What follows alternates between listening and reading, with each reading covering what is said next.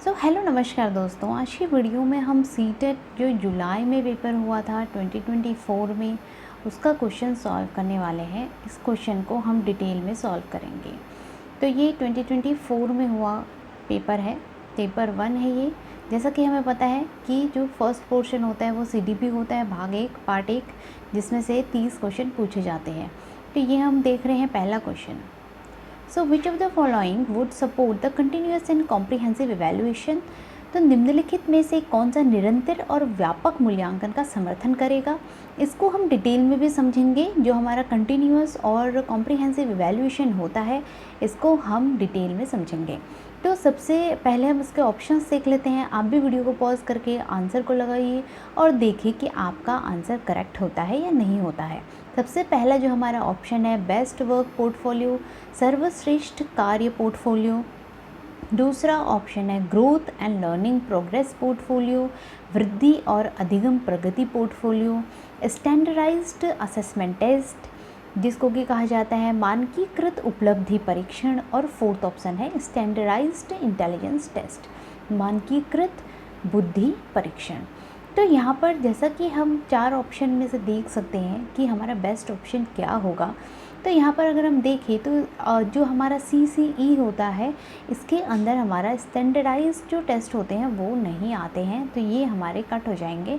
और यहाँ पर एक और चीज़ है कि बेस्ट वर्क पोर्टफोलियो जो है, अगर हम यहाँ पर बोलें कि सर्वश्रेष्ठ कार्य जो बच्चे ने किया है वो उसका पोर्टफोलियो अगर हम बना रहे हैं तो क्या सिर्फ वो आएगा कि जो सर्वश्रेष्ठ कार्य है?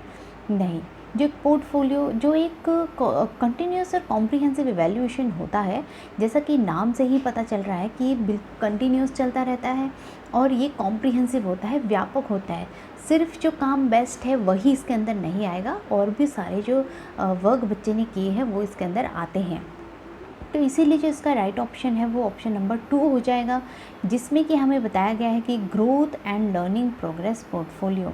क्योंकि यहाँ पर क्या देख रहे हैं हम, बच्चे की जो प्रोग्रेस है, जो प्रोग्रेस होगी वो कैसी देखी जाएगी? निरंतर देखी जाएगी, है ना। जब कोई चीज़ कंटिन्यूसली हम मॉनिटर कर रहे हैं उसको, तभी हम क्या कर पाएंगे? मेंशन कर पाएंगे, पोर्टफोलियो के अंदर सारी चीज़ें ऐड कर पाएंगे।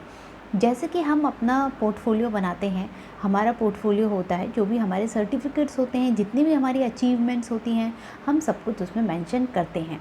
वैसे ही बच्चों का भी एक प्रोग्रेस जो पोर्टफोलियो है वो बनता है, जिसमें उसके सारे तरह की एक्टिविटीज़ जो होती हैं, को करिकुलर एक्टिविटीज़ और करिकुलर एक्टिविटीज़ दोनों ही उसके अंदर रहेंगी।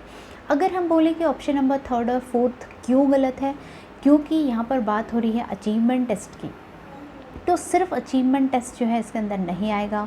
और इंटेलिजेंस टेस्ट, सिर्फ अगर हम ये बोलें कि सिर्फ इंटेलिजेंस टेस्ट इसके अंदर आएगा तो वो भी इसके अंदर ऐसा नहीं रहेगा। तो इसलिए यहाँ पर जो राइट ऑप्शन है वो ऑप्शन नंबर 2 है, जिसके अंदर वृद्धि और अधिगम प्रगति पोर्टफोलियो आता है। अब हम इससे थोड़ा सा कॉम्प्रिहेंसिव और जो कंटिन्यूअस इवैल्यूएशन है उसको समझ लेते हैं।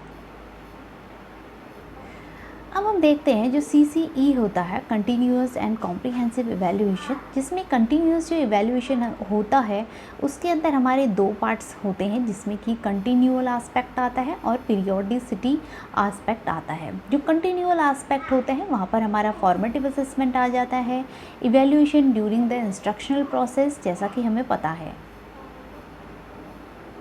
जो निरंतर चलता रहता है इवैल्यूएशन, जो हम क्लास में हम पढ़ा रहे हैं और बीच में जैसे हम क्वेश्चन पूछ लेते हैं या बच्चों को कुछ समझ में नहीं आया, उसको हम एक्सप्लेन कर रहे हैं, तो ये हमारा फॉर्मेटिव इवैल्यूएशन होता है जो कि कंटिन्यूअस चलता रहता है।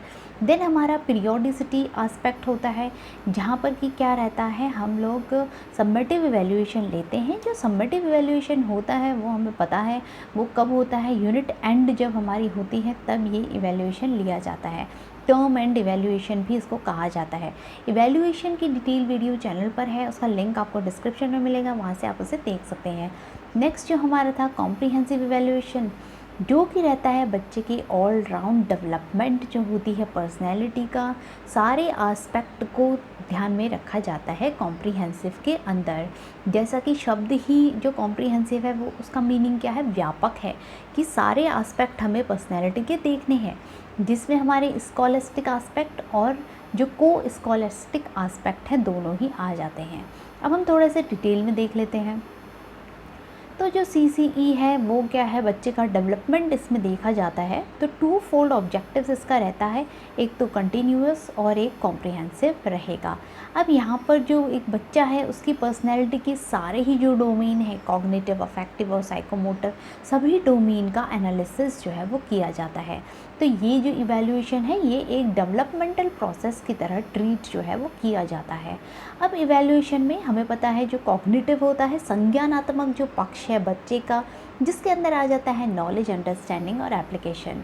और जो नेक्स्ट हमारा अफेक्टिव डोमेन होता है जिसके अंदर आता है attitudes, motives, interest and personality traits आ जाते हैं, जहाँ पर हम देखते हैं बच्चे का किसी मोटिव्स जो है, इंटरेस्ट कहाँ आ रहा है बच्चे का। अफेक्टिव जो कि भावात्मक पक्ष होता है, इसीलिए इसके अंदर हम क्या देख रहे हैं कि एटीट्यूड कैसा है बच्चे का, मोटिव क्या है और इंटरेस्ट किस तरीके में आ रहा है। देन जो हमारा थर्ड पार्ट है साइकोमोटर डोमेन, जिसको कि मनोगत्यात्मक पक्ष कहा जाता है, जहाँ पर ये इन्वॉल्व करता है किसको, skills to use their hands को यूज़ करना, जैसे कि हमारी हैंड राइटिंग बच्चे की, उस पर ध्यान देना, कंस्ट्रक्शन एंड प्रोजेक्ट्स जो हैं उन पर इसका जो फोकस है वो रहता है। नेक्स्ट हम देखते हैं अब हम इन दोनों को डिटेल में देख लेते हैं। कंटिन्यूअस इवैल्यूएशन, जैसा कि हमें पता है ये इसका जो नेचर होता है वो कैसा होता है, साइक्लिक होता है, क्योंकि हम कहते हैं जो कंटिन्यूअस इवैल्यूएशन है वो थ्रू आउट द कोर्स चलता रहता है। उसमें ऐसा नहीं होता कि अभी हमने टेस्ट ले लिया सिर्फ ये कंटिन्यूअस इवैल्यूएशन है। कंटिन्यूअस इवैल्यूएशन होता है जो हम पूरा, जो हमारा स्कूल अगर है और कोई क्लास है तो क्लास में जो पूरे टाइम इवैल्यूएशन होता है वो हमारा क्या है, कंटिन्यूअस इवैल्यूएशन होता है। तो कंटिन्यूअस इवैल्यूएशन हमने कहा था ये दो इसमें पार्ट्स, आस्पेक्ट इंक्लूडेड रहते हैं, एक तो कंटिन्यूअल और एक पीरियोडिसिटी। कंटिन्यूअल में हमारा क्या आ जाता है, फॉर्मेटिव इवैल्यूएशन जो है वो आ जाता है। देन नेक्स्ट जो हमारा था, जहाँ पर कि हमने देखा था इसमें फॉर्मेटिव इवैल्यूएशन आता है, फॉर्मल इनफॉर्मल दोनों ही मेथड से इवैल्यूएशन जो है वो इसके अंदर किया जाता है। और पीरियोडिसिटी के हमने पढ़ा था इसके अंदर कि एंड ऑफ द यूनिट और एंड ऑफ द ईयर जो टेस्ट लिए जाते हैं वो क्या होते हैं, सम्मेटिव इवैल्यूएशन के अंदर ही आते हैं। नेक्स्ट हमारा था कॉम्प्रिहेंसिव इवैल्यूएशन। जो कॉम्प्रिहेंसिव इवैल्यूएशन है इसके अंदर दो चीज़ें आती हैं, एक तो होता है स्कॉलस्टिक और दूसरा होता है को स्कॉलस्टिक। जो स्कॉलस्टिक होता है इसके अंदर हमारी सभी वो सारे एस्पेक्ट आ जाते हैं जो सब्जेक्ट हम पढ़ते हैं अपने स्कूल में, जैसे कि हमारे science, maths, language, social science and work education, physical health activities, तो ये सब आ जाते हैं स्कॉलस्टिक के अंदर। अब जो को स्कॉलस्टिक होता है यहाँ पर हमारे आ जाते हैं attitude, values, life skills, interest, habits, ये इसके अंदर आते हैं। इसमें कुछ टूल्स यूज़ होते हैं, हम को स्कॉलस्टिक जो एस्पेक्ट है उनको मेज़र करने के लिए कुछ टूल्स यूज़ करते हैं, जिसके अंदर आता है observation, interview, reading skill, checklist, document analysis, portfolio and anecdotal records. जैसे कि यहाँ पर हमने देखा कि पोर्टफोलियो भी इसी के अंदर आता है, सो दैट्स वाई हमारे क्वेश्चन जो था उसका आंसर पोर्टफोलियो वाला था। देन इसमें कुछ टेक्निक्स भी यूज़ होती हैं, जैसे कि असाइनमेंट्स दिए जाते हैं, प्रोजेक्ट्स दिए जाते हैं, क्विज़ेस यूज़ किए जाते हैं, debates, discussions, club activities and performance and experiments. तो इस तरह के मेथड्स जो हैं इसमें यूज़ किए जाते हैं। तो ये हमारा था CCE, जिसको कि कंटिन्यूअस एंड कॉम्प्रिहेंसिव इवैल्यूएशन कहा जाता है। आज के शॉर्ट वीडियो में हमने CCE को समझा। अनदर वीडियोस में हम इसी तरीके से PYQs को सॉल्व करेंगे और डिटेल में उनको एनालिसिस करेंगे, क्योंकि PYQs को एनालाइज करना और उनको डिटेल में समझना बहुत इंपॉर्टेंट होता है और एग्ज़ाम में हमें इसी तरीके के क्वेश्चन जो है वो पूछे जाते हैं। अगर आपको वीडियो पसंद आया तो लाइक ज़रूर कीजिएगा, चैनल सब्सक्राइब नहीं किया तो सब्सक्राइब भी कर लीजिए और अपने फ्रेंड्स के साथ शेयर ज़रूर कीजिएगा। Thank you for watching.